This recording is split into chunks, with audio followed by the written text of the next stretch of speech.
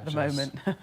Now, the Foreign Secretary has said he's appalled at the ongoing persecution of Christians around the world. In an Easter message, Jeremy Hunt said 245 million people were at risk because of their faith. Well, to mark the end of Lent and to highlight the killings, Mr Hunt wrote 40 letters to Christians and faith groups. Well, for more on this, let's speak to our guest now, co-founder of Christian Concern, Ade Omooba. Welcome to you. Thank you for coming in. Just how big a problem is it internationally, the persecution of Christians who want to celebrate and practice their religion? Well, I think the size of the Christian population globally honestly tells you the size of this persecution. The Christian population is growing, and is growing into countries and places that maybe have a different view as to what kind of faith they want to express.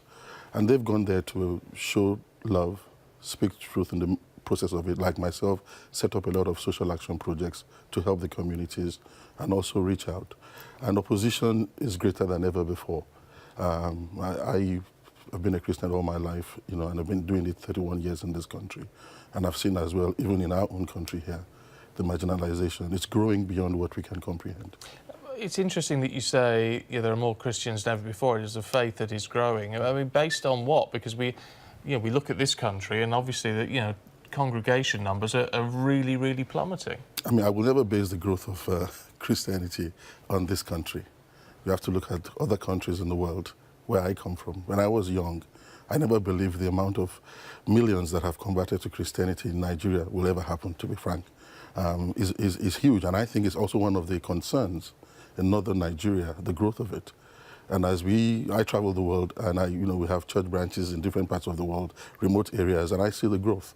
Yes, if you're looking at Great Britain, it's not growing the way it should be. If it's growing at all, it's growing within my own ethnic community in this country. So you think there's a decline in this country, but elsewhere in the world there's a sort of a growth in Christianity. Definitely. But what are the particular problems that you've experienced? You said that you've got sort of churches across the world that people are finding in not being able to practice their faith. Well, I think it varies. If you go to countries maybe like where you have dictatorship, or maybe they're very totalitarian, whereby it's not just Christianity, they're not just ready to have any kind of religion practiced and is state-governed, whether it's in North Korea or China or something like that. Or you go to other countries whereby they say, well, we're an Islamic nation.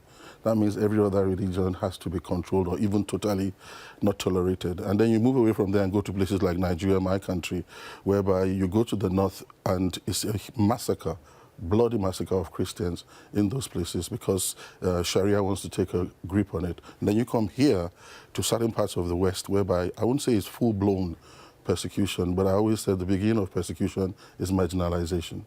And if you don't stem it while it's just marginalizing people, it can grow, which is what happened in northern Nigeria. It's interesting, though, isn't it, that we know from the Christian faith that, you need to lead by example. Yes, sir. And in that example, then, in wanting more tolerance for Christians worldwide, you're going to have to demonstrate quite clearly tolerance for the religions yourself, aren't you? Well, that's what we do. That's why I said I'm from Nigeria. I mean, I have cousins who are Muslim, who are atheists, who are faith, and we get on well. We're all passionate about what we do. We have the freedom to express it, but we never go as far as beginning to be violent or hit or start. No, we just respect each other's boundaries and said, well, you know something? I mean, when I was young, we used to crack a joke, and when it's Christmas or Eid, the guys would say, now you're going to express your passion, we're going to do ours. Now we'll leave it to country to decide who they want to listen to. And it was just like that. It was that freedom to just say, it doesn't have to be violent. And that's what we're trying to communicate, that freedom of expression that does not cross boundaries whereby people now have to live in fear of violent persecution. And particularly at this time of Easter, it's one that you want to get the message to tolerate and be free to celebrate your religion. Thank you very much for coming in to speak to us. Thanks for having me. Well, stay with us. We've got the sport heading away in just a moment. We'll have news.